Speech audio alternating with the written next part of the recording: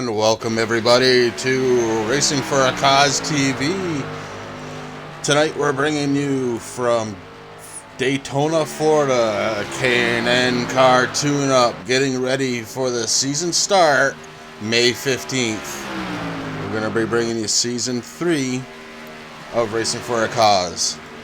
Tonight, I am your host, Chris Legge. I will be joined by Rick Hammond Jr. as soon as he's done with his dinner. And we're just taking a peek in on the track. So this is the original Daytona track that iRacing had scanned. Very bumpy track, very dangerous. You can definitely get yourself in trouble if you're not paying attention. We've got some relatively newer drivers to the league. Some older, some newer. It's going to be an interesting event to see just how well they run together. And we'll be checking in here and there just to see how things progress. It looks like Rick Hammond is kind of at his computer, kind of ready to go. He is typing. I see that I forgot to go to voice activation to let him know that I was talking. So with all that said, Rick, I completely forgot to turn on voice activation so you could hear what I was saying in TeamSpeak, but we have introduced them. I don't know if you're done with dinner yet, but here we are, Daytona 2007. Yes, sir. I'm looking forward to this series, and you know how much I love this track, but tonight I figured it'd be a good time to hop in and watch these guys run. Yeah, it should be very interesting. I've already explained we have some new drivers to the league. We have some veterans to the league. And it'll be interesting to see how they drive together. I also mentioned series starts again May 15th, so time is not too late. If you're interested in joining Racing for a Cause, the K&N Monday Night Series, now is the time. Hop on board, give us a like, give us a join, and if you're watching us on Facebook, give us a share. Really would appreciate it.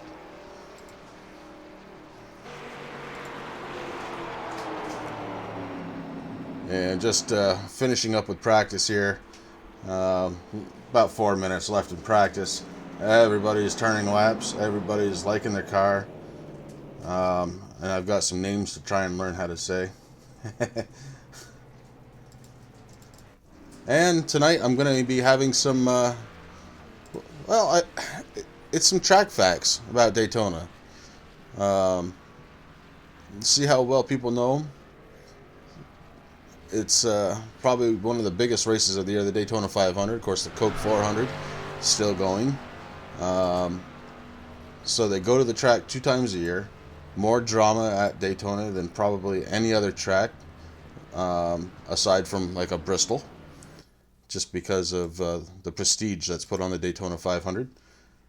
And it should be interesting to see what happens tonight. But I do have some facts kicking around the corner here.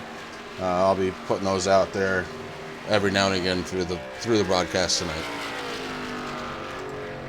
Yeah, Chris, this is one of the best tracks, one of the biggest tracks in NASCAR goes to. I mean, obviously Talladega's there, but you know, anybody who doesn't know NASCAR, if you say Daytona 500, they know what you're talking about. You know, this track, like you said, is the older version, so it is very bumpy. We're going to be seeing a lot of guys probably trying to go up a little high, but that bottom groove is still the way to go if they can hang on to the wheel. Yeah, and that really becomes the trick. I know the other night we tried this track, and every time you get on the bottom, it seems to want to push up, and it's just those bumps upsetting the car. You can stay down there, but at what cost? Does it cost you speed? I don't know. We're going to find out tonight. We're definitely going to find out tonight. It looks like we have a good field. Like you said, we do have some new drivers, so it's going to be nice to see them out on the track for their first time, really. I know it's not official, but, you know, it's going to be good for them, and it's going to be nice. Yep, really looking forward to tonight. Again, just about 2 minutes left of practice. We're going to do a qualifying session, and then straight into the race. I believe 75 laps for tonight's race. That is correct, Chris. It is going to be 75 laps.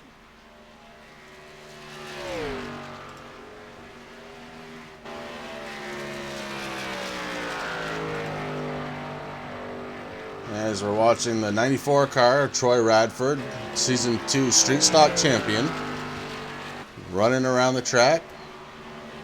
Seems to have a pretty good handle on it so far, as he is on top of the leaderboard, followed very, very closely by Steve Baker. We're talking a 46.390 to a 46.399 as your time differential.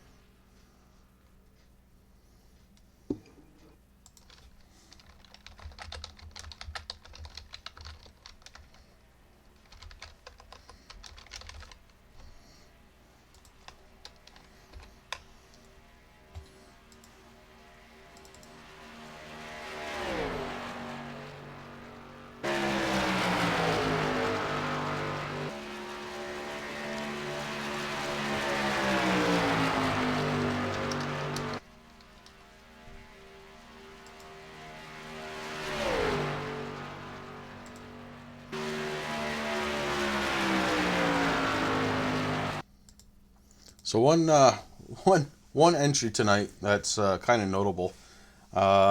We have a driver, Rick Greenaway. His father, Dick Greenaway, decided that he was going to try us out. So he's going to be on the track for the first time with us tonight. And through qualifying, here we go with qualifying. We're going to follow Chris Mefford, getting up to speed slowly but surely on this big 2.5 mile track.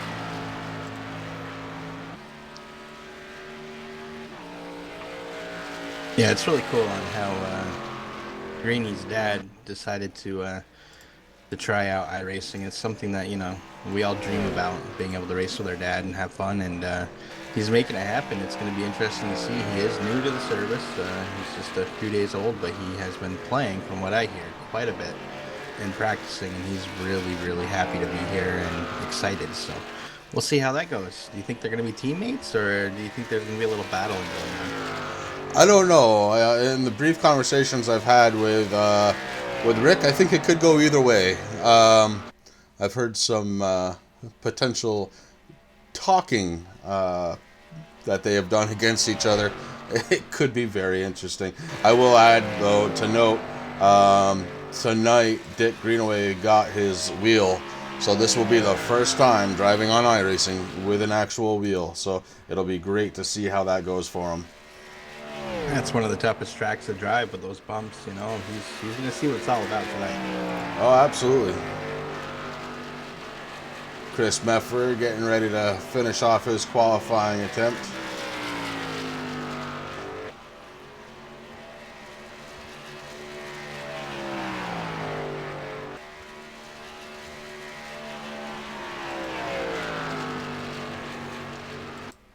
So far in qualifying, looks like Brian Bartlett. Yeah, Brian Bartlett, followed by Chris Mefford, Steve Mazzarelli. Pat Smith laid down some good laps. Oh, Pat Smith just took the pole. So if that holds, that'll be pretty great for him.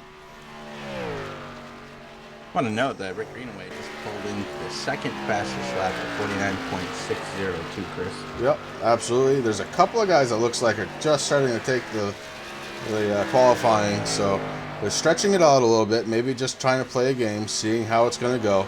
I will also add that it looks like Ryan Nolan is on the track. I didn't see him come in, but great to see the late model champ Ryan Nolan hitting Daytona here with us tonight. Oh, definitely. We have there looks like there's 3 guys that just connected there within the last couple of minutes. Justin P popped in, Dylan Blankenship popped in, and like you said, Ryan Nolan is gracing us with his presence tonight for this little test race. It's going to be a good one. Yeah, I really expect good things tonight. I really hope that it works out as well as I think it will. So far, right now, we've got 19 drivers, and the list is growing. So this could be huge And it says a lot for this K&N series. I really do believe that it's going to be a pretty big series. It's one of our most popular. I mean, we started with the late models. We did 2 seasons of that. Now we're moving on to the bigger tracks with some cars. So it's going to be really interesting to see a lot of these drivers. I don't know how much seat time they have into these style tracks. I know we do have a lot of short track racers here. So it's going to be very interesting to see how this all unfolds as the season goes along. And as you have probably said, we will be broadcasting live pretty much all the races here on Racing for a Cause TV. Yeah, it's going to be a great season. And I want to look at pole position right now. Steven Mazzarelli on the pole. Chris Mefford currently showing in second. Joshua Spalding in third right now. So things are definitely heating up. And it's going to be really interesting to see how these guys do in traffic. That's going to be the big thing. Tight groups. Got to keep the draft. If you lose the draft, you might lose the race. Then the other side of it. Do you lose the draft and hope to avoid the big one? Well, that's always the case with tracks like this. And Talladega, you know that big one's coming. It's inevitable from the top series of the actual NASCAR guys all the way down to us little leagues. So it's going to happen. It's going to be interesting to see when it happens. And that's pretty much what tonight's basis is, just a test to see how these guys are going to drive as they've never been on a big super speedways on, here in Racing for a Cause. So, we just had Chad Meadows connect. We'll see what happens here. It looks like he's going to have to not qualify, but we'll see where he goes. Yeah, it looks like qualifying is pretty much wrapped up. So we're going to get ready to start this one. And I can't think of a better thing to do than to kick up a little music for tonight. Getting ready for the grid.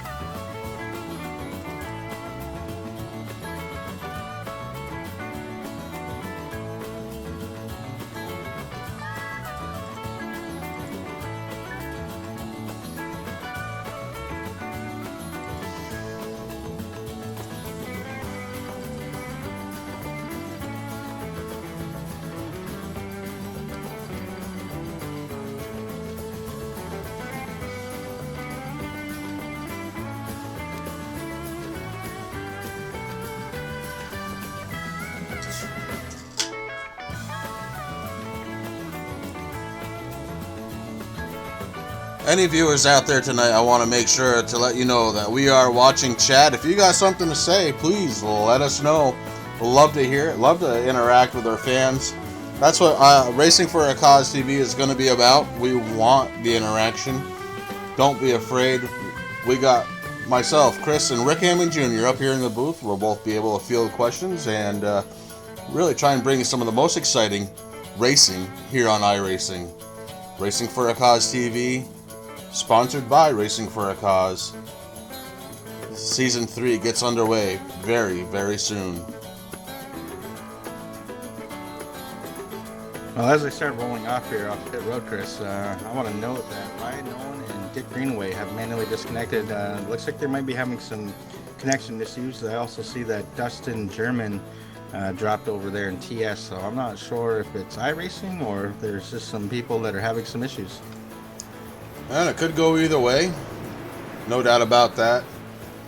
So, as it has been, I truly do not trust IRTVO to give me the correct grid. So, Rick, why don't you go ahead and give us the grid, and I'm going to go ahead and try and keep up with you here tonight as we get ready for the final countdown before the race begins. Alrighty, Chris, it looks like in first place, got the pole, Brian Beach in the number 18 car. Steve Mazzarelli came in second. Chris Mefford third. Joshua Spalding in fourth.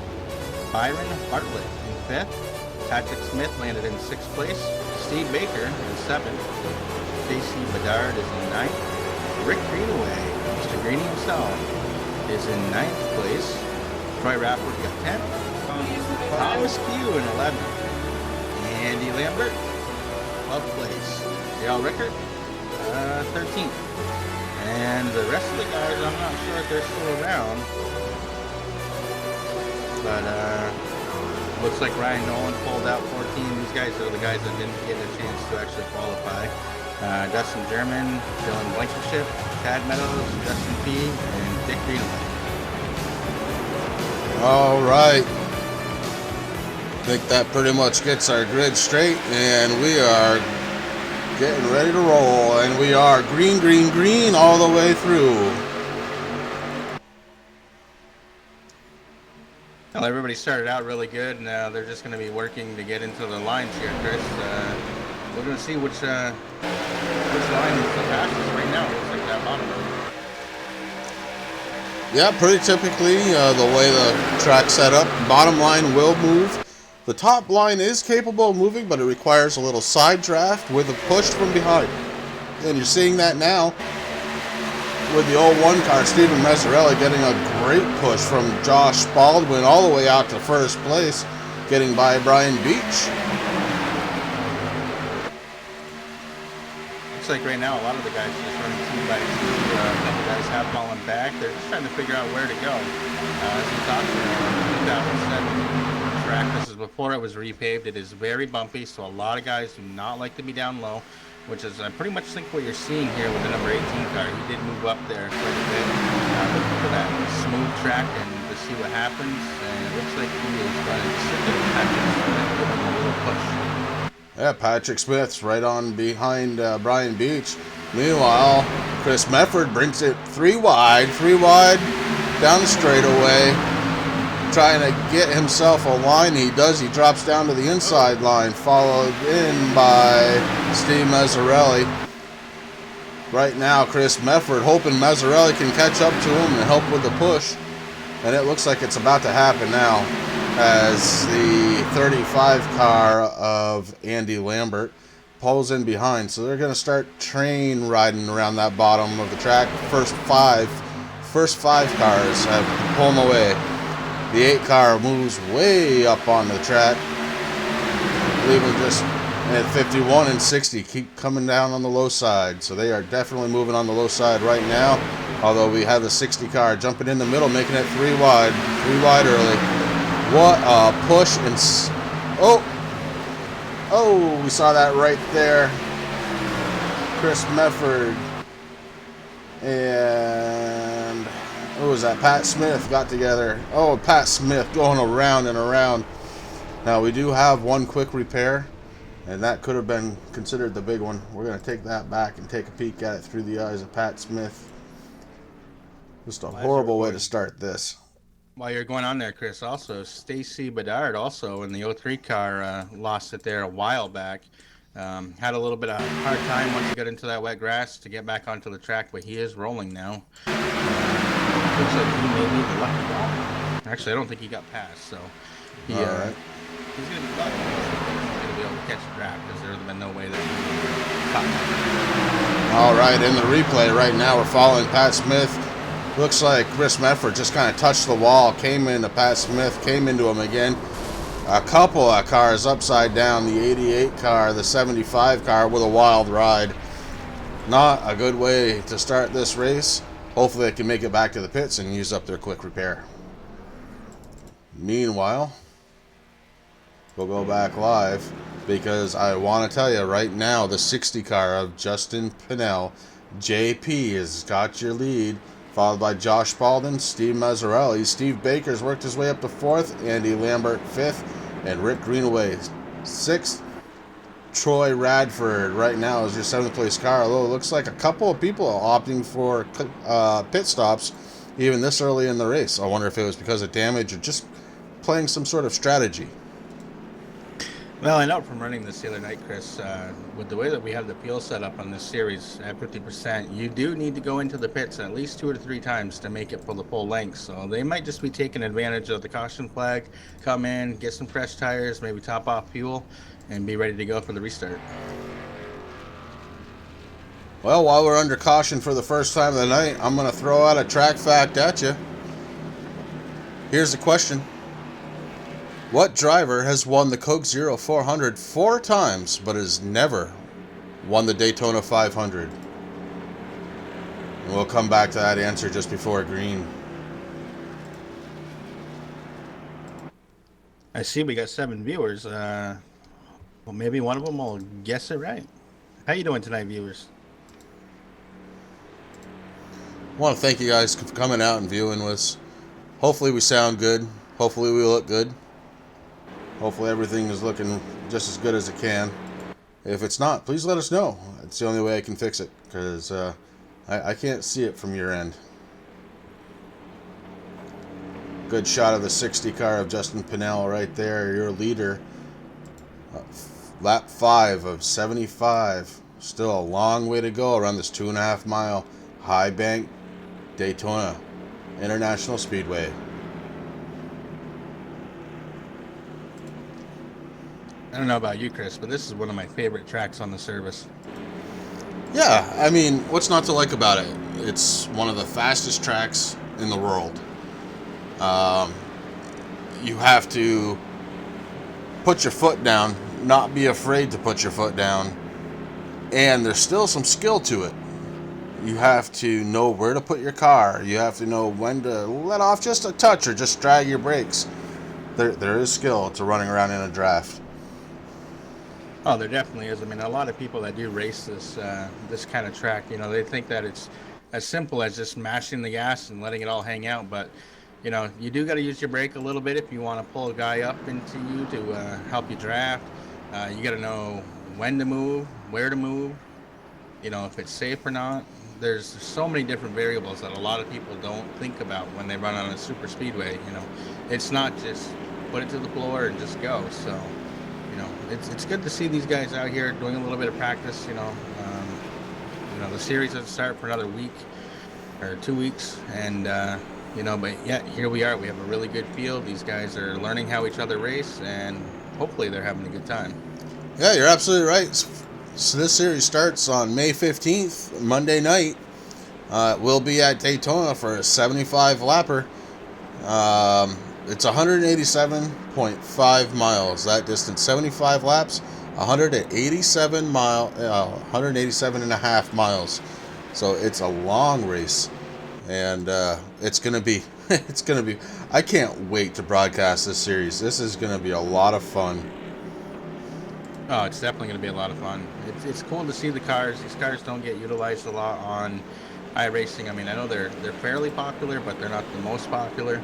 And you know, the guys, when we talked about it, this is what they really wanted to do. So, you know, this is showing us what's going on, and so far it looks like it's going to be a heck of a series. It really does.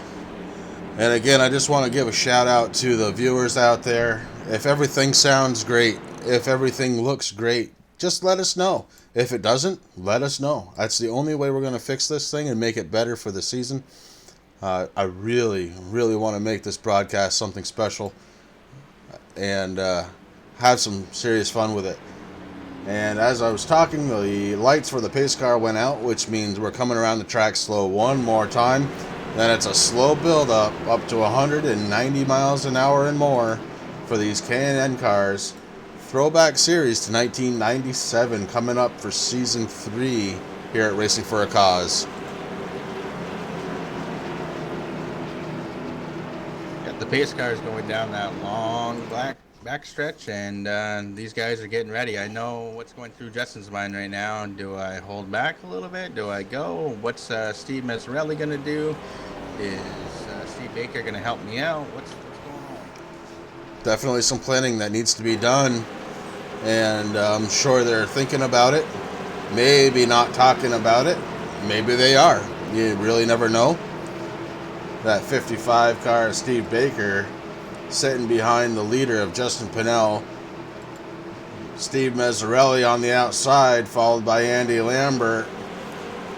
As we get ready to go back to green, the pace car is going to make a turn, hard left turn here pretty soon, and set these cars free to roam this 2.5 mile track. And the pace car is off, it is down, and the green flag is out. It seems like they got a little bit of a slow start there, Chris, but JP is bringing the herd with him on that bottom inside line. Justin Pinnell with a good shot out of the hole, followed by Steve Baker. Steve Baker jumps to the outside. He's looking to lead a lap. Nobody came up with him. That could be detrimental to Steve. Unless he can catch a good side draft, he might lose some serious positions here as the 9 car is kind of drafting off from both of them. Now he decides to move up behind Steve Baker.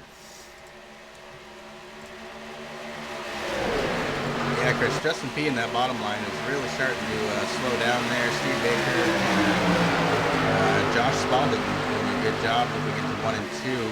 Patrick Smith's up there. He is trying to do a little bit of side draft. If the number 8 car will get up there and up and out, that would be great. We got some good bump drafting going on here between first and second place. Yes, Pat Smith, who was involved with that early accident, is definitely on the prowl. He says there's no place safer than first place, and here he goes trying to get there. Steve Baker with a pretty comfortable read right now. JP decides he's going to jump to the outside line. Maybe Pat Smith can push him forward. The 28 car of Dustin Germain fills the hole. He's looking to move that inside line. Still Justin Purnell and Pat Smith looking to push that outside line with the 8 car of Brian Bartlett. Caution's out again. Caution's out. Who was that, Rick? Looks like the number 88 car, the 51, and Rick Greenaway in the 24. The 88 car. I think that's the second time that Daryl's been in and involved with an accident. Let's see if we can see what happened here. Got to go back a little further. Let's see what's happened.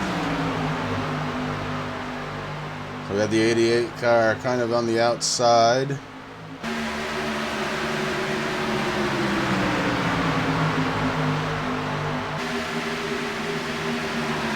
He was drafting behind Rick Greenaway. The 03 car on the bottom side making hay on his own. Greenaway, it looks like he got into the wall, which turned the 88 car, and it was kind of a mess from there. It also took the 51 car. That was a heck of a just wicked accident that Daryl was involved with there. That's too bad. That's not what we want to see tonight. No, and that's one of the hard things about running that high line, Chris, is that you have to worry about the cars that are on your inside. You have to worry about the wall. You know the cars on the inside are possibly going to move, but that wall is right there, and it will collect you. And it doesn't take much just to send your car down a little bit. These guys run so close together when they're, in the side-by-side formation that it doesn't take much. And we just saw what happens there. It's usually never good. No, they go upside down, they go around and around. There's really nothing good that can happen from that. I mean, I don't know about you, but personally, when I'm driving these cars, I like to be on the bottom line. It is a little tough if the guy in front of you doesn't give you enough room to where you can see that bottom line. And I know on this track and this configuration, it is very bumpy, but that's where I like to be. I mean, you know where the wall's going to be, but you don't know what's happening to, what's going through the guy that's on the inside, going around these corners. I mean, they're high bank. Those cars do push up a little bit. There's not a lot of room between them, and it just takes one mishap. Maybe you glance over real quick just to see how close you are to the wall, and that's like driver rule number 1 when you're racing up there is you never look at the wall because it will creep up on you when you do that. Yep, absolutely right. And you have no place to go.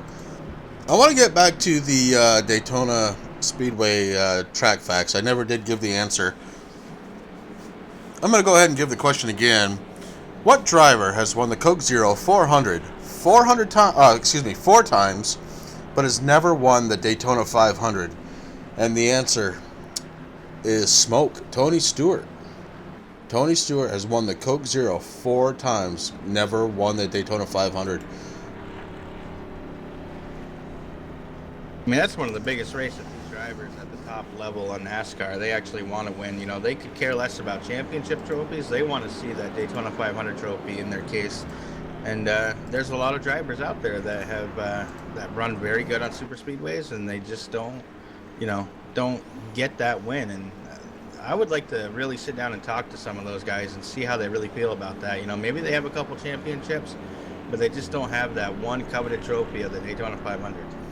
Yeah, it'd be interesting to hear if Tony looks on that with any regret whatsoever.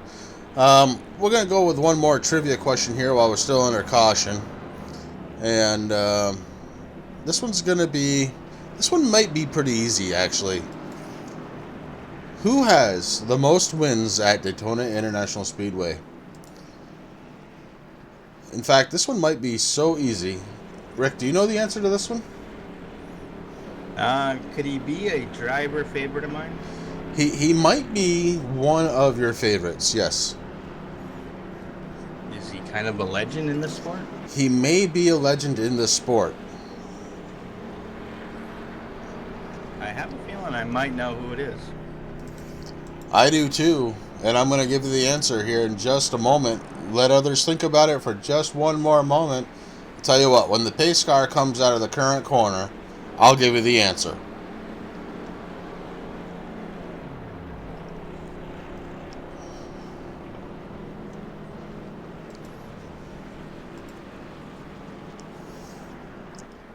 Up front right now, Steve Baker is your leader. Josh Spalding second. JP, Justin Pinnell in third. And fourth place runner, Dustin Germain. And as promised, pace cars out of the corner. Here is the answer to that track fact of who has the most wins at the Daytona International Speedway. And Rick, I'm pretty sure you know the answer. You want to go ahead and give that out? My guess is going to be Richard Petty. Oh, I am very sorry to tell you, you are incorrect. I thought that you had it by the way you were answering, but no, sir. The answer to that question, most wins at Daytona International Speedway, is Dale Earnhardt Sr. Senior with the most wins here at Daytona. As the pace car shuts its lights off, the boys start folding 2 by 2. We're getting ready to go back green here at Daytona.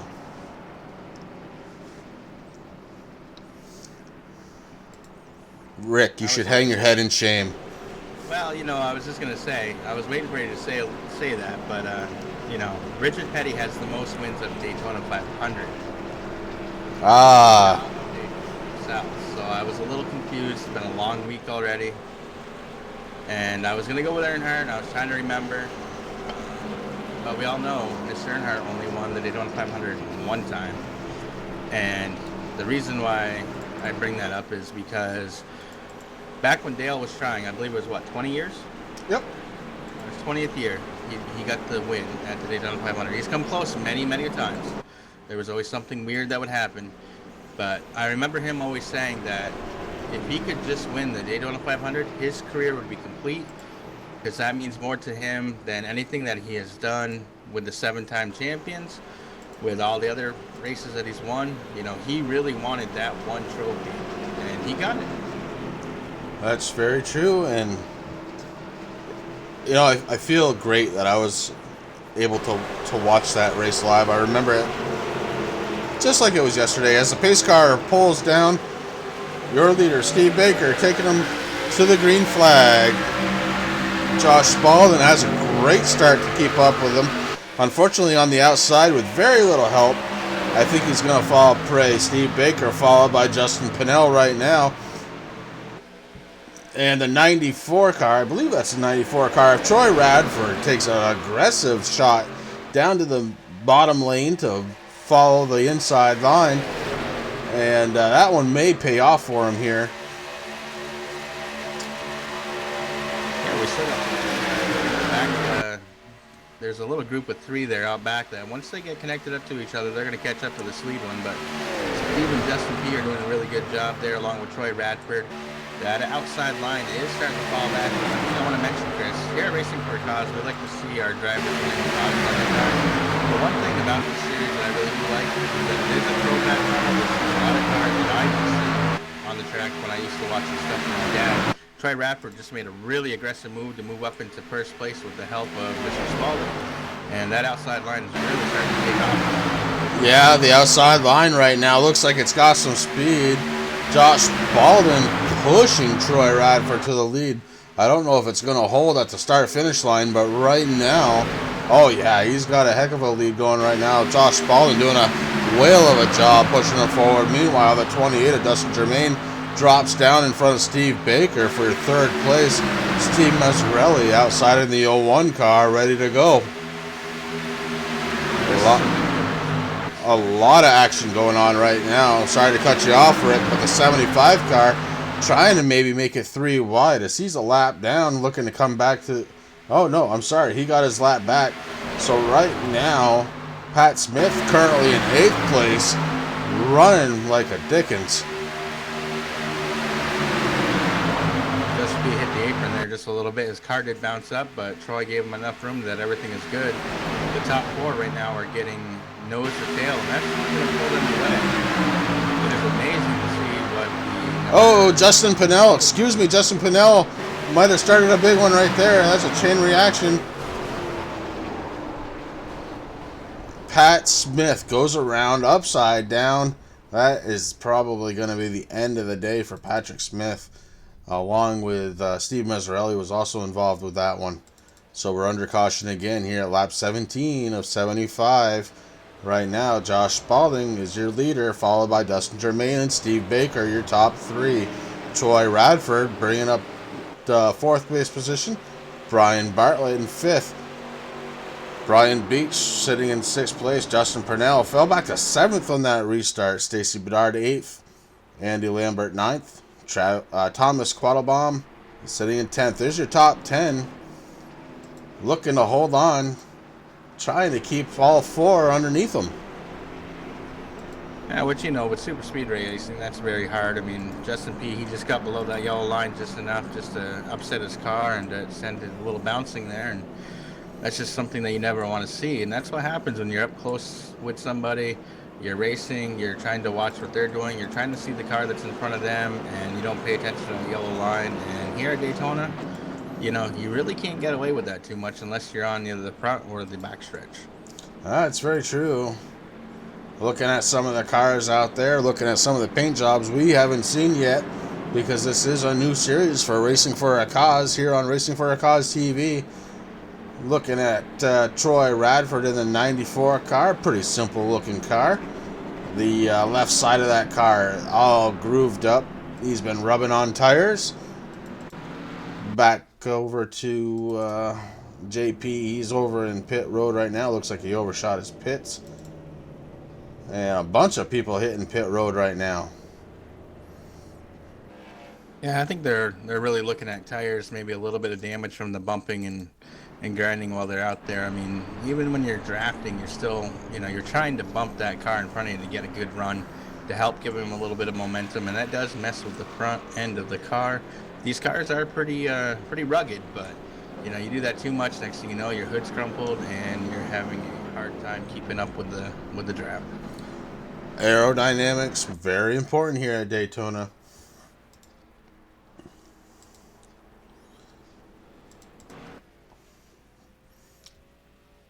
Justin Pinnell coming out of the pits right now. Looks like Thomas Quattlebaum may have hit the pits.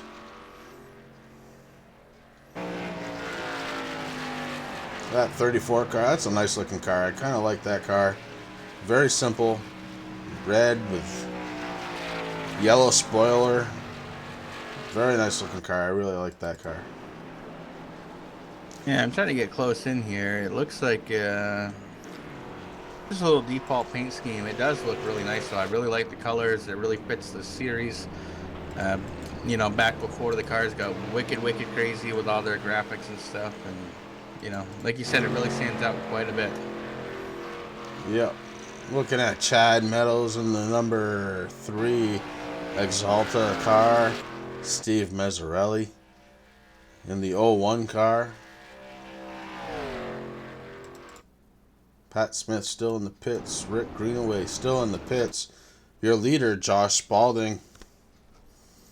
Followed by Justin Germain and Steve Baker. Your top three really looking to put this one down as they've completed 19 out of 75.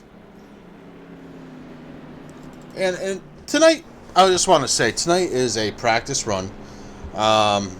There's going to be cautions. A lot of these guys haven't raced against each other. This track configuration, very bumpy. It doesn't lead to some of the best racing sometimes. You do get pushed up. The bumps will upset this car, and you do move up the track. There's no doubt about it. And I'm not defending the guys out there, but it just kind of happens. It's a result of the equipment and the track. And we're going to try and clean this up when the actual series starts. But, right now, we've had 3 cautions for 11 laps. And again, we're on lap 19. So that can be cleaned up. That's nothing big. Right now, there's been 4 lead changes. And I got to tell you, 4 lead changes and the amount of green flag laps that we've run, pretty darn impressive. And a lot of fun to watch. Oh, most certainly. I mean, this is actually more fun to watch than an actual NASCAR race. Going back to the paint jobs, I don't know, Chris. I can't really pick a favorite because there's a lot of them that I really like. I know a couple of them maybe I painted, but, these guys are really taking this to heart. And, like you were saying, a lot of these guys, we have a lot of new members. Just because of the series, which is great to see. But they haven't been out on the track. They don't know how how each other races. They got to learn. And that's something why we put these races on. So these guys have a little bit of time, so they're not just jumping in something fresh and hoping for the best. We do have a lot of guys here that are veterans, but maybe they're not used to racing these cars. Daytona, Talladega, the bigger tracks, very hard to race because everybody wants to get to the front. Everybody wants to try to find that one line that really works for them, and that is hard to find on Daytona 2007 just because it is so bumpy. Yep. Like I said, the track makes all the difference. And right now, it looks like the pace car lights are off. We're going down the back stretch, so we're going to go back to green here pretty soon. And again, I want to thank the people that are watching the stream. I'd really like to make this kind of more interactive, so if you have something to say, please feel free to type it out. We're here watching. Yeah, definitely. Thank you for taking your Wednesday night to come out here and watching us do a little bit of a practice race. I mean, we're trying to get down the whole broadcast. We're trying to get down the whole new series here, so it's good to see. Definitely say hi in the chat. We are here.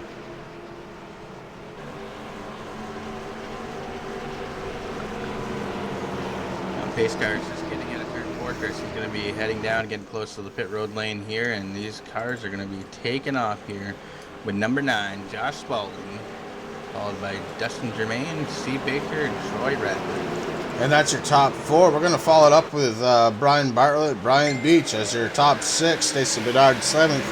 And here we go as they're getting up to speed. A little bumping, a little banging as you expect at the long tracks.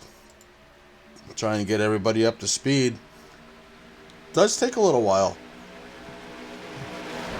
Yeah, this guy's definitely not the A cars where you just chomp on the gas and you go. It's a little bit for these things to catch up to speed, but they do get there, and they get there in a hurry. Yeah, right now Josh Spalding doing 175 miles an hour down the back stretch and climbing. And he is definitely moving, running 7,000 RPM. Ready to get this thing rolling. 185 miles an hour on the corner, followed by a Dustin Germain on a 28 car. Troy Radford in the 94 is taking over third. He's going for more right now. He's got some help behind him in the 6. What number is that behind him? I can't tell what number that was. Which car are you looking at? Right behind Troy. It looks like the 15, 16, 18 car. Brian Beach on the outside, following Troy Radford. They come side by side, coming into the corner. Looks like the outside line's got a little push. The inside line takes it back on the corners, and that's what kind of happens. There's a little give, a little take here on the corners and the straightaways. That's one of the biggest things about a track like this and a series like this. You know, you got to have a lot. These guys got to have a lot of respect for each other. They got to give, they got to take, and they got to know when to do it. These guys are doing a fabulous job right now. That inside and outside line are actually pretty even right now. Troy Radford is getting a little bit of a push there from the 18 car, but Mr. Spalding is holding his own.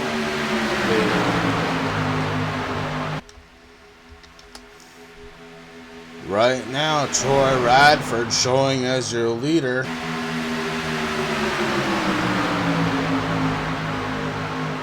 We'll see if he can keep that lead when he comes back around to the front stretch. Back and forth they go. Lead change. And at the line, Troy Radford had it. Troy Radford able to lead lap 23 going into 24. Josh Spalding not willing to give it up. Josh Spalding followed by the 28 car of Dustin Germain. Troy Radford followed by the 18 car of Brian Beach. Meanwhile, sitting back in 5th and 6th, you got Steve Baker, Chris Mefford, kind of holding their line, seeing what's going to happen. A little wiggle out of the 28 car, but no big deal. Dustin got it right back under control. A big push. And we have somebody coming off. Let's see, who was that? Somebody slow coming around the corner. Not sure who that was. Not sure if they were able to save it or not. Yeah, my camera. Oh, yeah, number 8, Brian Bartlett, got a little sideways on the track, but he kept it green, kept it straight, so it stays green. Yeah, it looks like his tires are ready down. He is he actually shut down the car. He's getting toward the pits, Chris. The 9 car giving a great push right now to Troy Radford. They look to open up the lead between 1st and 2nd, 3rd and 4th. They're doing it kind of just a little bit up from the normal racing line. Troy Radford down, but Josh Spalding comes back up to the outside all by himself. Not a lot of drafting help as the 28 car is running the middle line. That's almost the worst part of the track. Right there coming out of turn 4. It gets really bumpy down there. The 28 moves up. He's going to give the 9 car a little bit of help. Getting right on his bumper grip.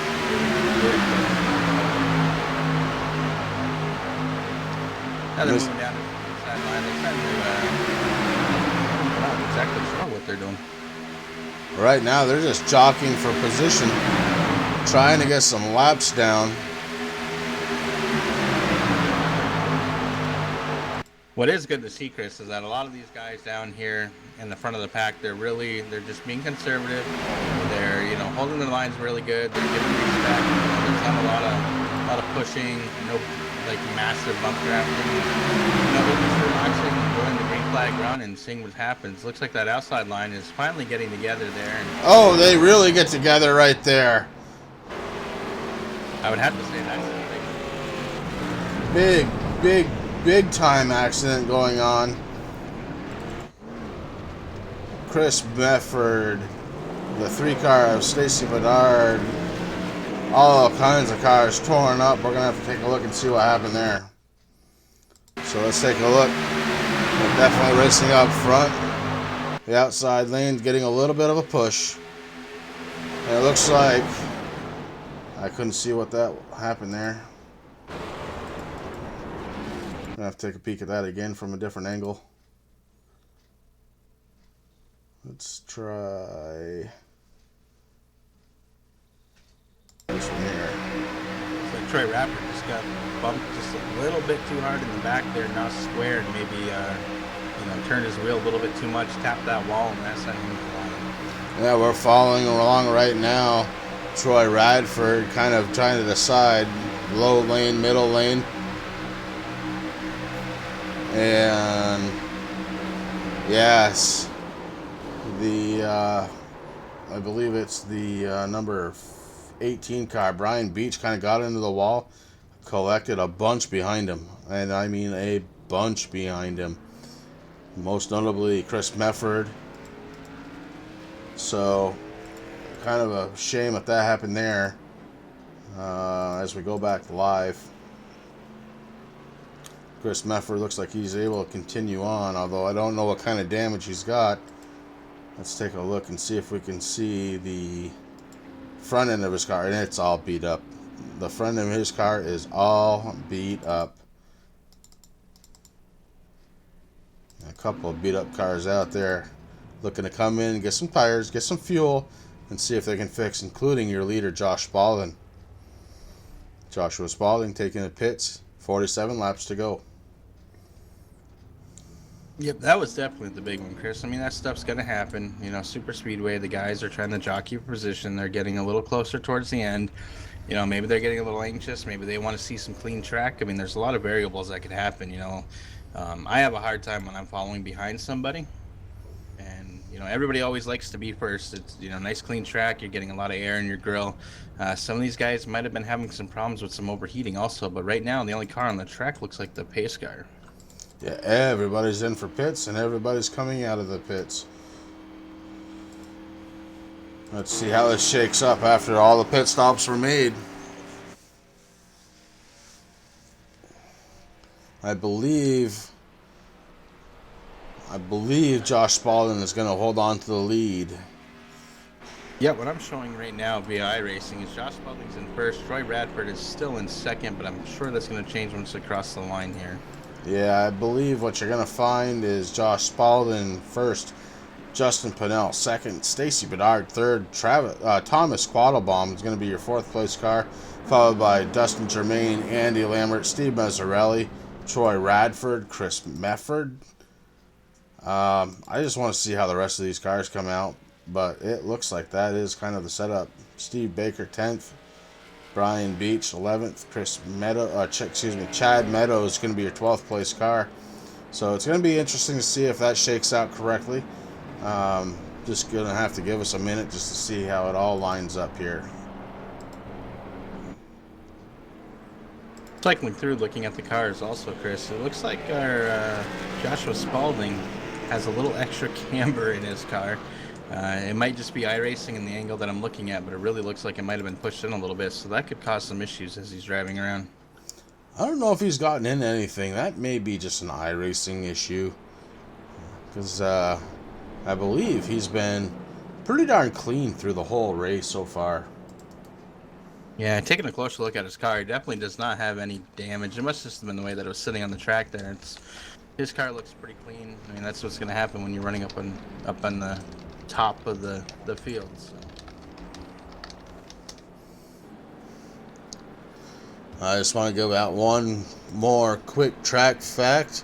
Rick, if that was a yes, go ahead and say yes. Let's see. Speed. Here we go. The Speedway opened in 1959. What year did the Speedway start hosting the Daytona 200? You think about that, I'll be right back with you. Well, we're under caution here. It looks like Josh Spalding is going to be in first place. Justin Pinnell's in second. Stacy Bedard's in third. Thomas Quattlebaum in fourth. Dustin Germain in fifth. Troy Radford in sixth. Andy Lambert in seventh. Steve Mazzarelli in eighth. Chris Mefford, it takes 9. Steve Baker rounding out the top 10.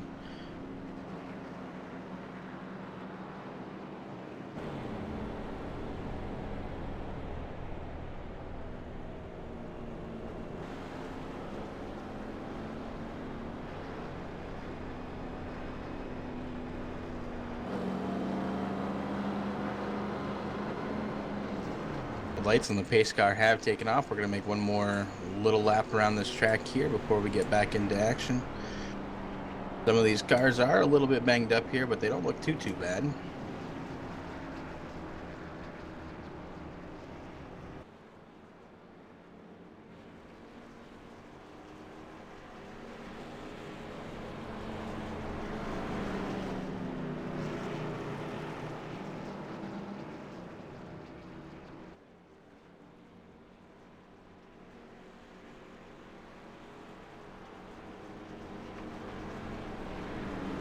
All right, these guys are getting lined up. They're getting ready to go.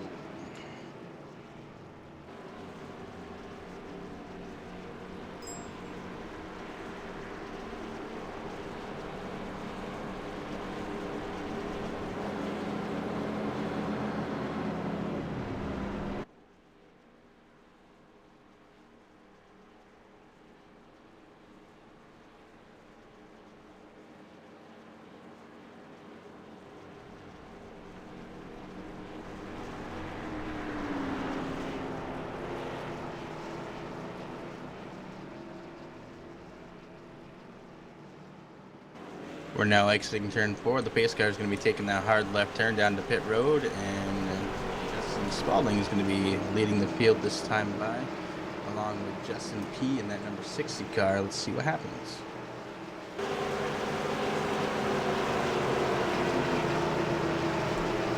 All right, so the green flag is out. 9 car Josh Spalding takes off like a shot. JP, Justin Purnell, looks like he's going to try and follow the leader. I wonder if the guys are going to start settling down anytime soon, because they are definitely driving like every lap is the last lap right now, which is not the way you want to do it. Yeah, we still got 11 cars there still on the track, Chris. We'll see what happens. It looks like Andy Lambert in the 35 is having a little bit of a hard time. Lost the draft there for a little bit, but he's starting to catch up there to that backpack. Guys up front are just going to back 2. They're having a good time. The bottom line is where I'd want to be right now just because of the cars, but the number 9 car moves up just the key. If he gets some help from the 03, he might be able to. The 03 kind of tucks up behind Justin Pennell, but Josh Spalding followed by Dustin Germain, your top 2. 3rd, 4th, 5th, 6th, 7th. You can put a blanket over them, and it's probably too big. Right now, the guys are just side by side, running up front. Hey boys, is there room for one more commentator up here? Good evening, Mr. Patrick Smith. How are you this evening, sir? I've had better days, you know. If I'm not going to be in the race anymore, I'd rather be up here and have the best seat in the house with you guys. Well, you're more than welcome to join. It'd be nice to kind of get your opinion of the car, of the track, and see what's going on out there. So tell me, Pat, how is the car on this track? The car and the track combination, it's phenomenal. These cars are made to draft. They're very racy. They're too racy for this track. You know, this is the circuit track, so it's very, very, very bumpy. I was trying to stay in the low line the whole time I was out there, and it worked. That low line, it throws you so far up. If you're very close to the car on the outside, you're going to make contact. And I've been noticing since I've been watching, some of the drivers are starting to take a little bit wider berth into the corners. Yeah, it's definitely starting to notice. I'm noticing the same thing. The bumps, I think, are starting to get under everybody's skin. Everybody's got some sort of mark on their car. I'm looking right now at the left side of Steve Baker. Steve Baker's car, I can't even tell what the number is on the side of that car right now. So there's definitely been some contact going out there. But like you said, they are moving up about a half a lane or so. So trying to find a place that's just a little less bumpy, as right now the top 6 cars, basically nose to tail, 7 cars will make it, nose to tail, going down the back stretch, trying to get around this 2.5 mile monster. Yeah, and going back to talking about Steve Baker, I mean, he has some pretty significant damage on his car. He's running in 3rd. These cars poke such a huge hole in the air. You can draft such a huge run coming up on the car in front of you. You really have to keep yourself in check and try to make moves only when you can make moves. I think that's what's gotten a lot of drivers, including myself, in trouble this evening. Yeah, I absolutely agree with you, Pat. That's definitely some... Well, it's good to hear it from a driver. You know, you can see what you can see, but it's good to hear it from a driver. Kind of back up what you're seeing. And right now, again, the top 7 cars just kind of checking out. Starting with Josh Spalding back to Troy Radford. We got Josh Spalding, Dustin Germain, Steve Baker, JP, Justin Brunel, Stacy Bedard, Steve Mazzarelli, Troy Radford. Those are your top 7 cars. They've gone nose to tail, and I don't see them coming away from that for a little while to go. 39 laps to go around this 2.5-mile track. And one thing I'm telling you right now, Pat, I've been doing this kind of for fun tonight for me and Rick, and I'm going to let you join in on it. I've been doing some track facts here at Daytona, and the last question was, the Speedway opened in 1959, but what year did Daytona Speedway start hosting the Daytona 200? I'll give you... Siri, what year was the Daytona? Spoken like a true driver right there. I'm going to say 1957. You know what? You're not that far away. Rick, did you have a guess as well? I'm going to bounce out of this one because I actually do know the answer, because I was just at the track there a few months ago, and this is actually a question that they asked in the media room. Well, the answer is 1961. The Daytona 200 first ran 1961. So that's pretty cool. If I remember correctly, I think they had about 60 or 65 cars start that race. I'm sure they did. They used to run quite a bit as they could. I mean, shoot, you still could. You'd have a lot more accidents, but you could certainly start. Look, you got a 2.5-mile track. You can fit more than 42 drivers out there. Oh, absolutely. You know, prediction. Coming to the white flag, 3rd and 4th place is going to finish 1st and 2nd. Yeah, right now I'm looking at Stacy Bedard hitting the outside, followed by Troy Radford, and they're kind of making it work right now. Stacy Bedard's moved himself up to 3rd, looking for more, and Troy Radford's just helping him right along the way. Right now you got 1, 2, 3, 4, 5, 6, 7 cars. You could fit them all under a blanket, and they're each pushing for position. Right now, the 3 car looking to get a little bit more than 3rd place out of this run. I don't know if it's going to stall. I don't know if the air is starting to push back, but he's now up to 2nd. Troy Radford doing a heck of a job pushing him along the way without even touching him. Right now, Stacy Bedard is looking like he's going to try and lead the next lap. Yep, it's going to happen. The outside line, they've gotten them a good little 3-car pack, and they're on the smooth side of the track, so they're not bouncing around as much. They can keep their foot to the floor a whole lot better. And if that's if he gets up there and tucks up close to Troy like he's doing right now, you're going to see him start pulling away just like they are. And then I see Justin Pignol. He's deciding to run the top side too. Outside line with a lot of momentum right now. Steve Mazzarelli, Troy Radford being led around the track by Stacy Bedard. On your bottom line, you've got the 9 car of Joshua Spalding, followed by the 28 car Dustin Germain, followed by the 55 car of Steve Baker. And Justin Pinnell sitting back there going, okay, boys, which line's going to move? Because that's the one I'm going to take right now, back down to the inside line. Trying to see if that extra car on the bottom is going to make any move effort out of that at all. And it did, in fact. Joshua Spalding launches himself back ahead of Stacy Bedard. Stacy doing a good job staying with his drafting partner. Yep, Steve said, I'm not going to have any of this, boys. Not riding around for all night. I'm going to take a little shove up here and get you guys back over.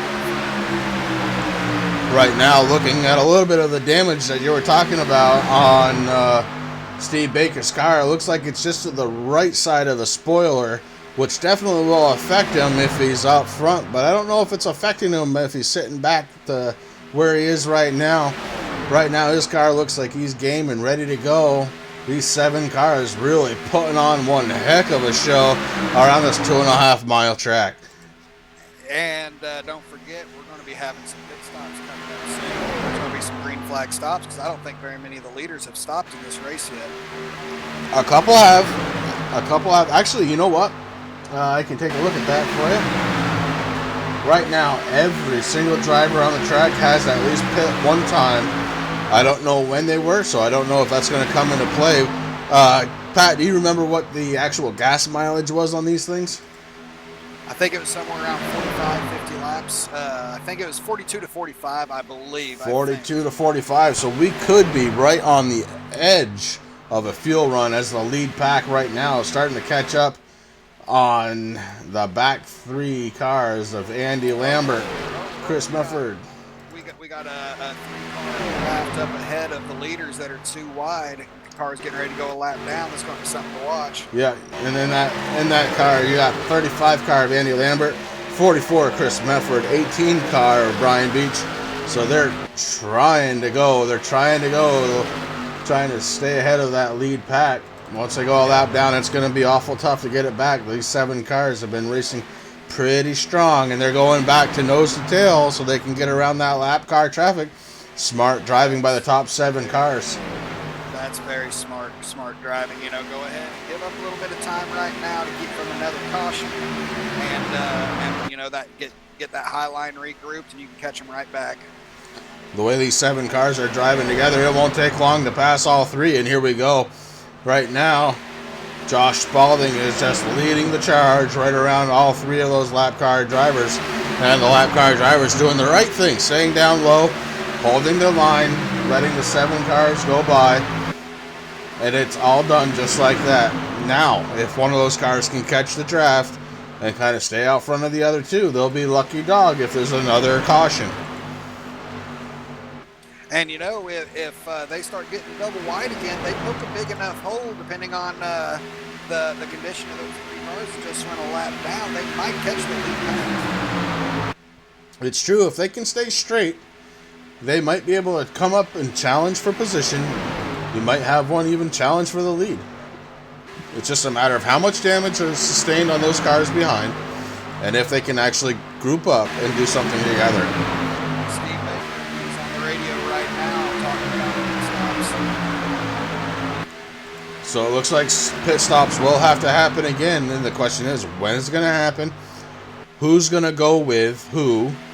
This is going to get interesting, boys. I'm really excited to see the finish of this race. 30 laps to go here at the 2.5 mile track, Daytona International Speedway in Florida.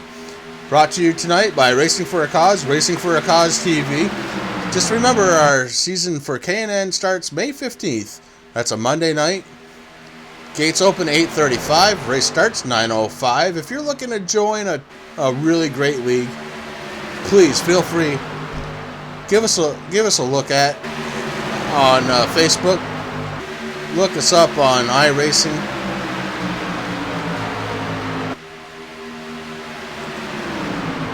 This is a league that essentially started with 8 cars in the first race less than 6 months ago. It is a little more than 6 months ago, and it is built into something spectacular. This is a fantastic league to be a part of. 162 and growing strong on Facebook followers. And as far as racers, we've got plenty. Rick, what are you watching for a battle out there?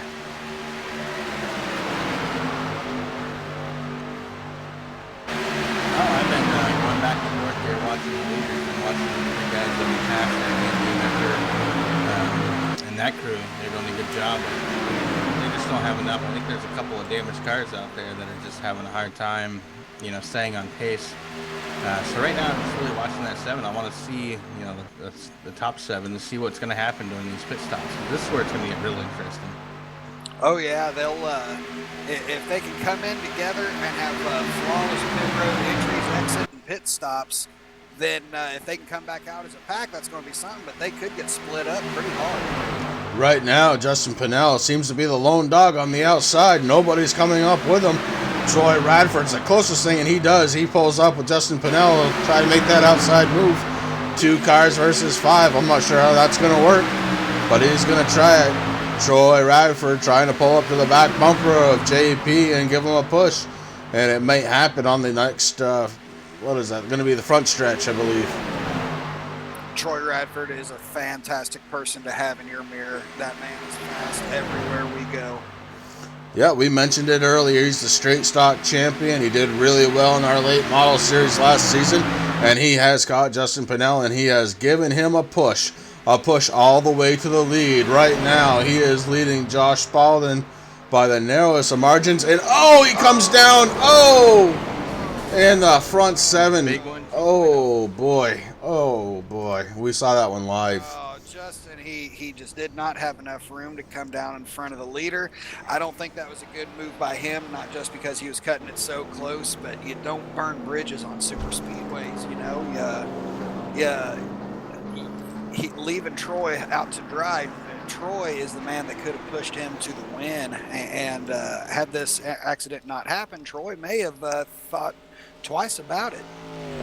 Troy Radford left on his own. Justin Pinnell pulls down and takes out a few of the lead lap cars.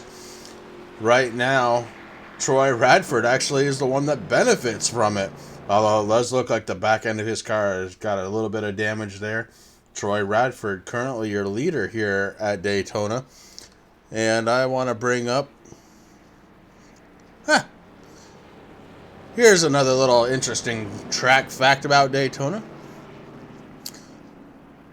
Rick, Pat, what driver drove the number 17 car and won the Daytona 500 on the 17th try? I'm going to say Darrell Waltrip. Boogity, boogity, boogity. That is correct. Let's go racing, boys.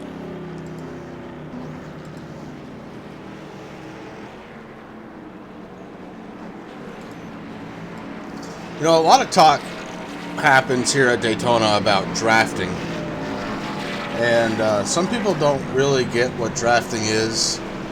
Some people truly see the wind. And one family that can truly see the wind is the Earnhardt family.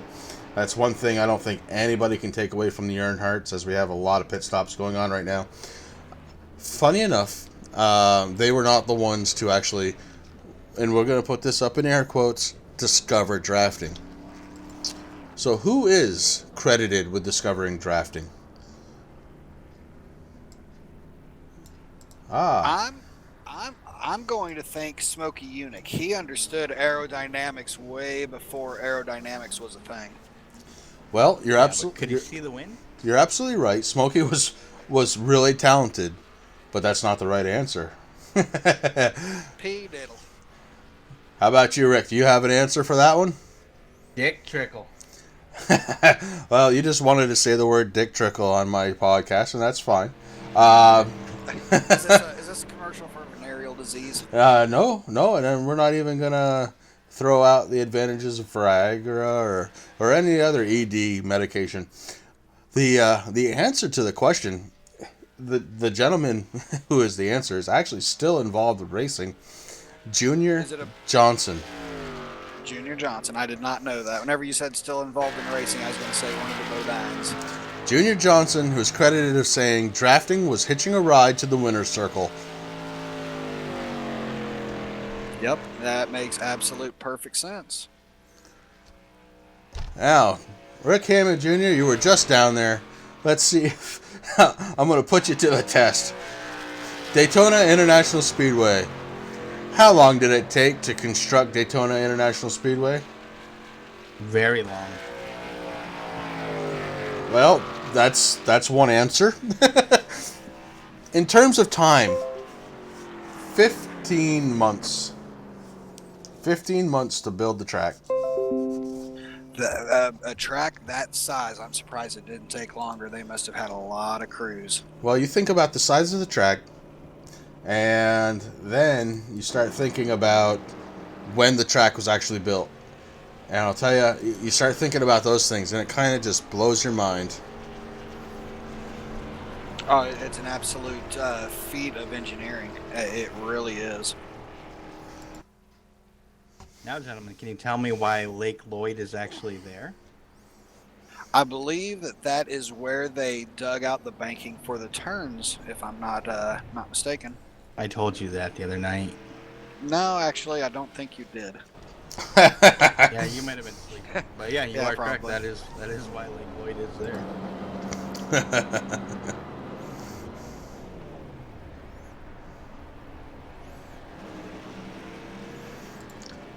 What's interesting is when you're down there, though, you're looking at it. They're showing a lot of old pictures and stuff of how things were back in the day. And back in the day, you know, they actually ran on the beach, and that's kind of where the Speedway kind of got its start. But just to see Daytona in person is it's something that every race fan, if they haven't seen it yet, it is well worth the trip. I will say that. It is definitely on my bucket list. I've been to many tracks. Daytona is one of them that I want to go. I'd like to go for the entire Speed Weeks. Yeah, you definitely won't be sorry with that, my friend. And right now, we still have Joshua Spalding sitting in your first place position, followed by Dustin Germain, Steve Baker, Troy Radford. Andy Lambert's moved up to 5th position. Thomas Squattlebaum up to 6th position. It looks like everything's changed. Excuse me. Yeah. Nope, I gotta correct myself. It looks like IRTVO is misleading me a little bit. Thomas Squattlebaum actually is showing 1 lap down. So your top five, Josh Spalding, Dustin Germain, Steve Baker, Troy Radford, and Andy Lambert, your top 5. I think Andy's going to eke this one out. I think he's going to come from nowhere. Oh, you've got some pretty stout drivers right there. And right now, I want to just go ahead and give another shout out to everybody who's watching on iRacing, on Racing for a Cause TV on YouTube. Again, I can't thank you enough for taking time out of your Wednesday night to join Racing for a Cause and Racing for a Cause TV here to watch the Daytona 500, just a little tune-up race for what's to come later on this month, May the 15th, Monday night. The K&N Series coming live, and it's going to be brought to you by a couple of our drivers as admins. We got one, Fat Pat McSwain, who's joining us right now in the booth, and one, Andy Lambert, still out on the track, running in 5th place. So, again, thank you to everybody who's watching. Again, if there's something that we're not doing right, please let us know. Michael, I guarantee you, it's not done being fun to watch yet. With 23 laps to go, plenty more action to go. As we take the green again, Josh Spalding is just hammer down, followed by Steve Baker. They're launching themselves to the lead on the outside. Dustin Germain in the 28 Havoline car, followed by, Troy Radford takes over 3rd place just like that. Troy Radford is your 3rd place car. 1, 2, 3, 4, all lining up in a row. Looks like everybody's kind of dropping down single file, except for maybe a couple of cars in the back who have nothing left to lose. Ready to rock and roll. Looks like it starts with Chris Mefford back there. You got Chris Mefford in the 44. You've got Thomas Squattlebaum in 34. You've got, who else you got back there? You got Andy Lambert. And you've got the 18 car, Brian Beach. Those 4 cars sitting there in the screen, trying not to lose the lead draft. Up front, Josh Spalding still has a commanding lead. Steve Baker is 2nd place, followed by Troy Radford, your top 3 cars. Boy, Andy Lambert, he lost the ground. He was pushing Chris Mefford for a little bit. And there for a second, it looked like he was going to catch it again. But the 34 car was getting ready to tuck up on him, gave him a little bump right there, and they're going to catch that lead back. Justin Pinnell is sitting there in chat. He unfortunately had to retire a little early tonight, saying these cars are crazy on the 2007 track. And indeed, the 2007 track is very, very bumpy. And if you don't have your everything just lined up perfect, if you're not expecting those bumps, that car will definitely shoot out to the upper lanes, and you have the potential of taking somebody out with you. Right now, though, Josh Spalding sitting again with the lead. Steve Baker just pushing, trying to make something happen. And Troy Radford's like, anybody want to help? Anybody at all? As he goes to the outside all by himself. 28 cars, his last chance to see if he'll come out to the outside. He makes a wiggle like he may. He makes another wiggle like he may. And stays kind of to the inside. And it looks like he is going to follow Steve Baker. Troy Radford's left there out there all by himself. No place to go. Here comes Andy. Is he going to stay low, or is he going to get up there with Troy? Troy's needing some help, Andy. Andy Lambert's worked his way back up to the lead pack. Good for him. You've got 6 cars just sitting there trying to figure out which way they want to go. How are they going to win this thing? 19 laps to go on this 2.5-mile oval. Daytona International Speedway. I see a lap car coming up. They're going to be catching him pretty quick. Hopefully he gets out of the way. But you know, this is a throwback series once we get the actual season going. But these boys are throwing it back to the 2017 Daytona 500, aren't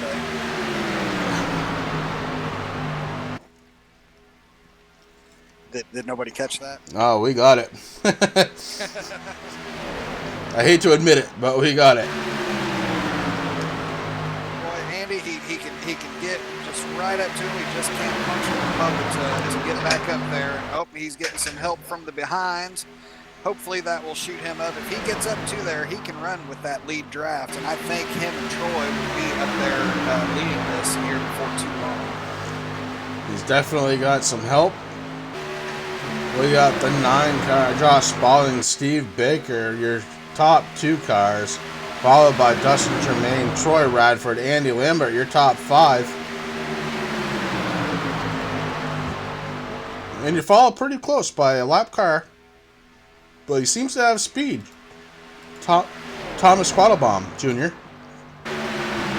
Yeah, he's impressed with his very long, but he's fast. He's fast, and he's really helping Andy out. He's Andy's best friend right now. He helped him catch that lead pack, and him and Troy, they're going to formulate a plot here in just a second. They're not going to settle for 4th, I can assure you. I don't think anybody's comfortable right now with where they're sitting, except for Josh Spalding, your current leader. Everybody right now gunning for him. Right now, Troy Radford stuck his nose out just for a second just to see if he'd have any help. Nobody wanted to go with him, and he came right back down in the middle lane right now. Thomas Quattlebaum sticking his nose out, giving the Andy the okay, let's go sign. And Andy is going up to that high line. Maybe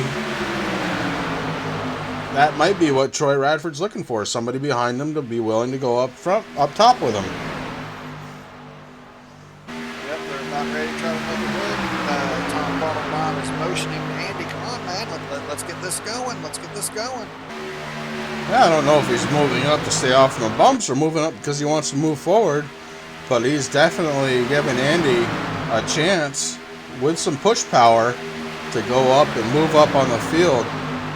I think if Troy sees anybody move up, he's probably going to jump up in that top line too, as Andy Lambert heads up. Andy all by himself in the top lane, trying to see if something will happen, trying to see if Tom will follow him up there now. And on that particular run, it looks like right now he is pulling out with him. So we've got a... Give him a kiss. There you go. Boom, man. And Andy is on the move. 2-car push on the outside. Andy Lambert up to 4th, looking for more, followed by Travis Quattlebaum on the top side. Meanwhile, the 28-car Dustin Germain, followed by Troy Radford. Really no place to go. And Andy tucks back down and line, so he is currently 4th. Troy Radford tries to go up. Now Andy and Troy are looking on the outside. Troy Radford way up top. He's in the 3rd groove.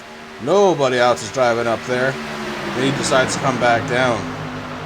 If Troy and Tom, if they can get them a line moving, you know, they've both got real fast cars despite the damage, and Andy does too. I think they can get the outside working, and there they go. There they go. Oh, they decided best.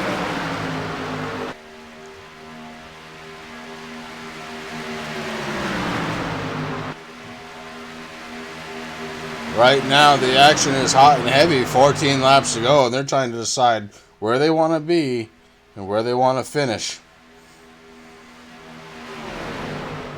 Who was it that said this is the world's fastest chess match? They're 100% correct. You have to think on the fly so quick. You got to make so quick decisions. And I mean, it's It's unlike anything you've ever driven in.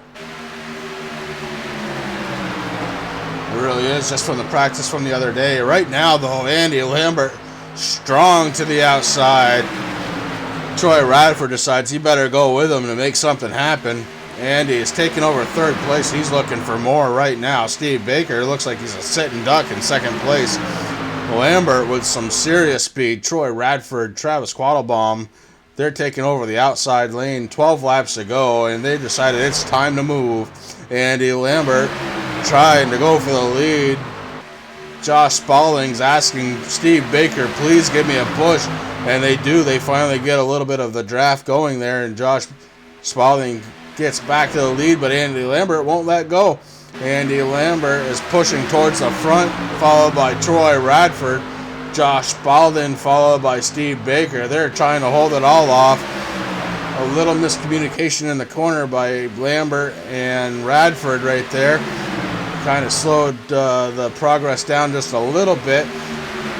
Oh, Lambert gets... Save it. All right, he saved it. Exciting times right there. Dustin Germain, a heck of a good job saving that car. Hopefully he didn't lose the draft too bad. Hopefully he's got some help out there to get himself back right in there. We'll take a look. He's got Dustin Germain in the 28 car. Andy Lambert way off pace right now. So right now we've got a 3-car breakaway. Josh Spalding, Steve Baker, and Troy Radford, your top 3 with 11 laps to go. This could be anybody's race. You know they're going to spread out when it comes time for that final lap. They're just jockeying for position right now, trying to figure out who wants to lead the laps and who wants to win the race.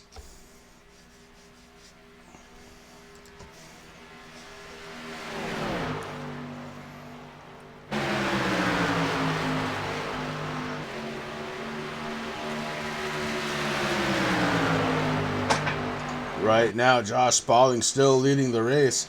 He's had a heck of a good race. And we're going to get his stats up here. Josh Spalding currently first place. He's led 47 of the 65 laps that have gone through. A very nice performance out of Josh Spalding tonight. Followed by Steve Baker, who's led 7 laps, currently second. So we've got some tried and true winners going on here. And you know what? Troy Radford sitting there in third place. He's led 4 laps too. All 3 of these guys have led laps. It's going to be an exciting finish to see who wins the 75 laps here at Daytona, the Daytona International Speedway. Yeah, this is going to be tough. This is going to be a tough race. Is Troy, is he going to try to push Steve to the win? Is he going to fake it and go after the leader himself? I mean, right now, Troy is thinking, what can I do to win this race? Because he has no help from behind. And at the same time, Steve is thinking, how do I win this race? Because he's got 2 cars that he's got to contend with. And the leader is thinking, how in the heck do I hold these 2 guys off? Meanwhile, they're busy going around some locked traffic. One of Chris Mefford, one of Rick Greenaway. The 44 and the 24 car, lap traffic, they got around them cleanly. They gained a little extra speed while they were in their draft, but they're gone now and moving on. 8 laps to go here at the 75-lap Daytona International Speedway. This one is shaping up to be a good finish between the top 3 drivers. I don't think anybody else, unless there's a caution, can catch them. So it's going to be between Josh Spalding, Steve Baker, Troy Radford. Your top 3 cars right now. This sounds like a stupid thing to do, but if I was Troy, I would drag my brake a little bit and try to pick Mefford up and give me a little bit of help to get pushed to the win. Because Mefford, even though he's out of the draft, they're not leaving him very quickly. I bet you that he would be a good draft partner.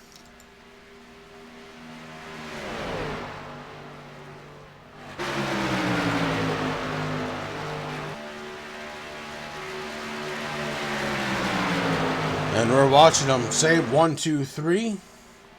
Separated by Chris Mefford. We may have the leader might be short on fuel. I just heard Steve Baker asking him about his fuel.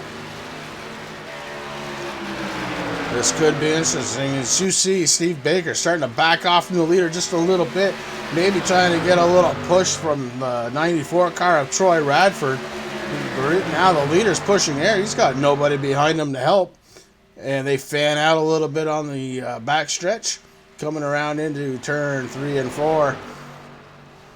Steve's trying to get a run, I believe. With that damage that Steve has in the rear, I don't know that he'd be able to overtake the leader and hold him off. I don't think he can get there by himself, but if he's getting pushed, yeah, he may have a chance that way. Right now, Josh Spalding is definitely holding the lead. He's holding it strong. It doesn't matter if Steve's right on his bumper. It doesn't matter if he gives him a cushion. It just looks like the guy is possessed. He wants to win this race. The number 9 car, Joshua Spalding, Steve Baker in the 55, just trying to figure out if there's anything he can do with that kind of slight beat-up race car. And Troy Radford is there saying, who can I push? Who can I get the best finish from? Can I still win this race? And the answer is 5 laps to go. Yes. Yes, you can still win this race.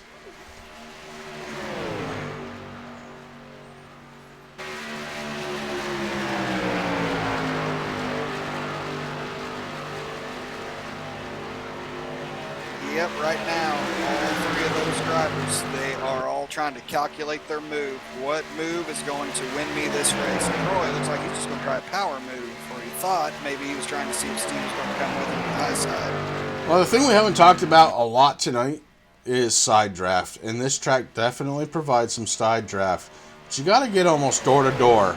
If Troy can somehow get door to door with Steve Baker, I think he might have a car that can pass Baker on his own. But Radford's having a hard time just getting to that point, but it seems like, I was going to say, he might have a push there, but he didn't happen. Didn't happen. 1, 2, 3 of Steve Mazzarelli was in the screen for a minute, coming out of the pits. Yeah, side drafting, you've really got to be calculating on when and how you do it, because this track is awful bumpy, and a bad side draft could put you in a world of hurt.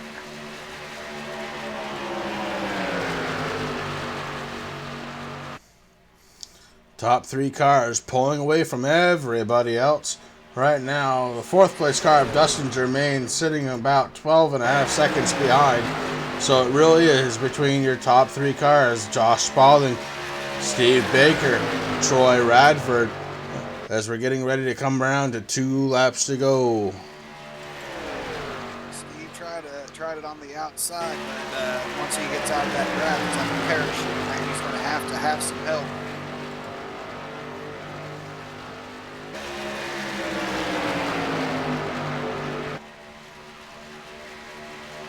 And Troy is trying to do a little fakeroo. What a move by Troy Radford.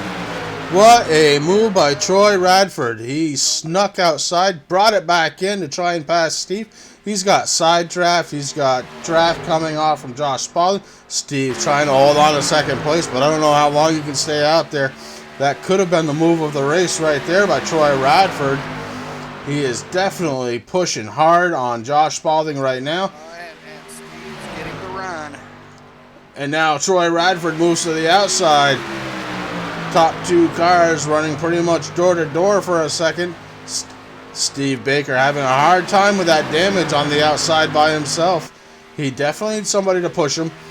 We've got 2 laps to go. Coming around to 1. We've got the white flag in the air. White flag in the air. This is going to decide it all. 2.5 miles to decide the winner of tonight's K&N Tune-Up. K&N Tune-Up of Racing for a Cause K&N Series, starting on May 15th here on Racing for a Cause. This is going to get exciting. And Troy spun Steve. Baker around Troy is going to end up 2nd. Unfortunately, I know that's not the way he wants to do it. Let's see if Baker can get going again. And he does get going again. Meanwhile, Josh Spalding coming around 4. He's going to take the checkered flag. Nobody there to contend with. And here he comes right there across the start-finish line for the win. Your winner tonight, 75 laps, Joshua Spalding. He's going to be followed by Troy Radford second. It looks like Dustin Germain's going to bring it home in third. Steve Baker is trying to finish it. Poor Steve. He just got turned and he knows it. Right now, he's going to be finishing up in fourth place. Andy Lambert looks like he's going to be your fifth place finisher. Guys, that was an exciting race, and I can't wait to do it for real starting on the 15th of this month. Oh my, this thing is going to be... Michael, thank you very much for watching the race. I really appreciate it. Hope everything sounded good, looked good for you out there in the streamland on YouTube. This is going to be an exciting season. Oh, it's really going to be. There's a lot of people excited for this K&N series, myself included. Once we get past Daytona, we're going to have some amazing racing, and Daytona is going to be a great race too. But getting on to the 1.5, 2 mile tracks, open these cars up. These cars are such fun to drive.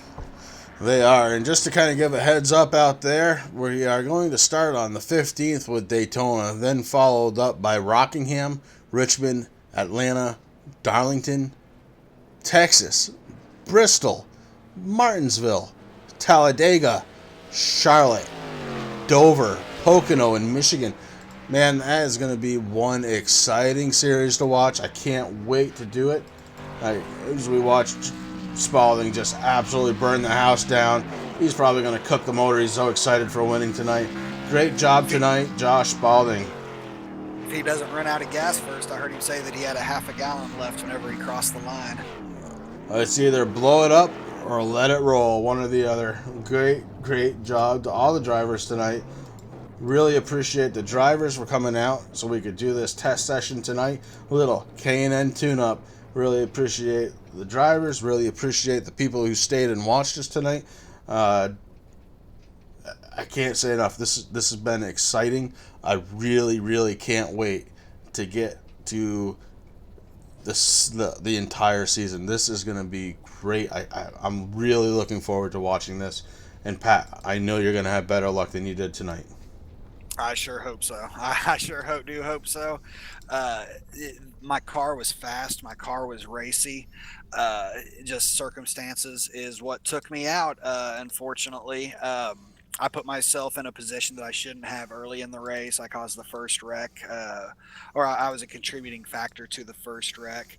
And then the second one, I just kind of I tried to miss a car that rubbed the wall, and he came down and got me. You know, it's just circumstances. It's restrictor plate racing. We'll pack it up, do some more testing, and go to Daytona here next week. Right on. Rick, any final thoughts for tonight, bud? Yeah, I think it was a great race. We learned, I'm sure the guys have learned a little bit of what they, needed to come here and learn, that they had to give a little bit of give and take and a little bit of respect on the track. I think once the season starts and the points start counting, I think it's going to be very good. So it's going to. Oh, cut out on me there, bud, at the end. But I agree with you. Once the points start, if I can just finish your statement, I believe once the points start, it's going to be absolutely amazing to watch. I'm sure we're in for some green, clean driving. Let's give a little look at the summary tonight. So we did 75 laps. We had 12 lead changes. We had 5 cautions leading up to 19 laps. So really, not that bad at all. Really appreciate you guys again, all the drivers, all the fans. I'm really looking forward to it. Michael, I see that you're excited. I'm really happy you're out there. Please give us a like. Please give us a share if you feel like it. Hopefully everything looked great, sounded great. I really look forward to doing this again. Again, the K&N series starts on May 15th, and that means that our late model series will be starting on May 17th. Another great series to be watching. And again, I'm blown away by tonight. I think it was absolutely great, and I can't wait to see some more. For tonight, I want to wish everybody a good night, and thank you very much for coming out. This has been Chris with Rick Hammond, and I guess we had a special guest, Fat Pat McSwain. Pat was kind enough to join us after some issues, and I want to thank everybody again for coming out. It's been truly an honor and fun to watch this with you guys. Have a great night, everybody.